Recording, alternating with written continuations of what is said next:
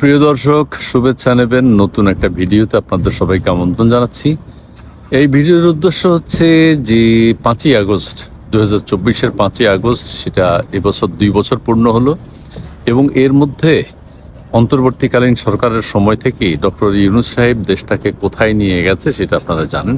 আজকে যে বিদ্যুৎ সংকট, গ্যাস সংকট, ছাত্র মারামারি, সারা বাংলাদেশের পথে ঘাটে শুধু মারামারিই হচ্ছে, এগুলোর সব কিছুর সফল উদ্যোক্তা হচ্ছেন আমাদের মহামান্য ডক্টর মোহাম্মদ ইউনূস।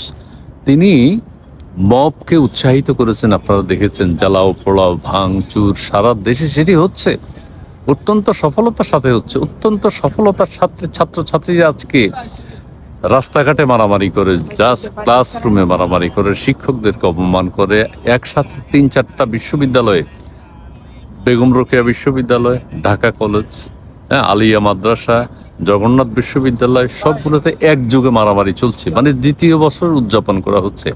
অন্যদিকে শেখ হাসিনা ভার্চুয়ালি একটা মিটিং করবেন, সেটা নিয়ে উত্তেজনা। মিটিংয়ে কি বলবেন না বলবেন সেটা অন্য বিষয়, সেটা ওনার ব্যাপার, আওয়ামী লীগের। তবে এটা আওয়ামী লীগ অ্যারেঞ্জ করে নাই। যাই হোক, সরকারের পক্ষ থেকে এতদিন বলা হয়েছে না, উনি কোনো বক্তব্য দিতে পারবে না। ভারতের হাইকমিশনারকে ডেকে সতর্ক করা হয়েছে যে উনি যেন কোনো বক্তব্য না দেন। ভারত বলল যে আমাদের এই বিষয়ে কোনো মাথা কামানোর প্রয়োজন নেই, এটা একটা বেসরকারি সংস্থা আয়োজন করেছে, এটা আমাদের সরকারি কোনো কিছু না। আবার এখন আজকে আমাদের চিফ প্রসিকিউটর বলছে শেখ হাসিনা ভারত থেকে উস্কানিমূলক কোনো বক্তব্য না দিলেই চলবে, এমনি কথাবার্তা তিনি বলতেই পারেন, এটা আজকে বলছে। এখন জনগণ উৎকণ্ঠার মধ্যে আছে যে হ্যাঁ, শেখ হাসিনা কি আসার ঘোষণা দেবেন কিনা, কবে তিনি দেশে ফিরবেন। জনগণ আশা করছে, আওয়ামী লীগের নেতাকর্মীরা আশা করছেই শেখ হাসিনা ফিরবেন, এবং দেশের সাধারণ জনগণও আশা করছে। আচ্ছা, সেই ক্ষেত্রে এখনো আমরা জানি না শেখ হাসিনা কি ধরনের ভাষণ দেন, কি ধরনের বক্তব্য দেন, বা সাংবাদিকরা কি ধরনের প্রশ্ন করে, তাদের প্রশ্নের উত্তরও দেবেন। এছাড়াও আরো প্যানেলে যারা থাকবেন তারাও বক্তব্য দেবেন, তারা কি ধরনের বক্তব্য দেবেন। অনেকে বলছেন এখানে সাকিব আল হাসানকে রাখার কি দরকার ছিল।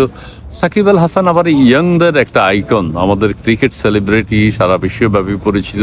সেই ক্ষেত্রে হয়তো সেই ইয়ে থেকেই সাকিব আল হাসানকে আমন্ত্রণ জানানো হয়েছে, সাকিব আল হাসানও থাকবে।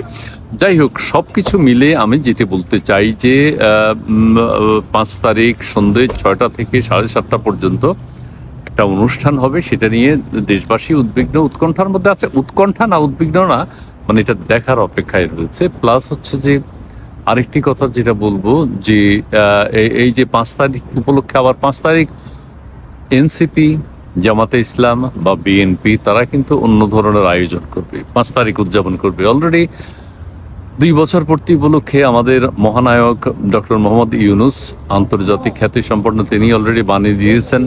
এবং আজকের এই দিনে আমরা ডক্টর ইউনূস সাহেবকে বিশেষভাবে স্মরণ করব, সেটি হচ্ছে তিনি বাংলাদেশকে জাহান্নামে পাঠিয়ে দেওয়ার একটা ব্যবস্থা করেছেন, যে কারণে আজকে আমরা দেখতে পাচ্ছি বিদ্যুতের ভুয়া বিল, বিদ্যুৎ সংকট, গ্যাস সংকট, জিনিসপত্রের দামের ঊর্ধ্বগতি, সবকিছু মিলিয়ে ইউনূস সাহেবকে আমরা স্মরণ করছি। রাস্তাঘাটে ছাত্রছাত্রীদের মারামারি, সবকিছু মিলে আজকে দেশ কোথায় গিয়ে দাঁড়িয়েছে, দর্শক মণ্ডলী আপনারাই মূল্যায়ন করবেন।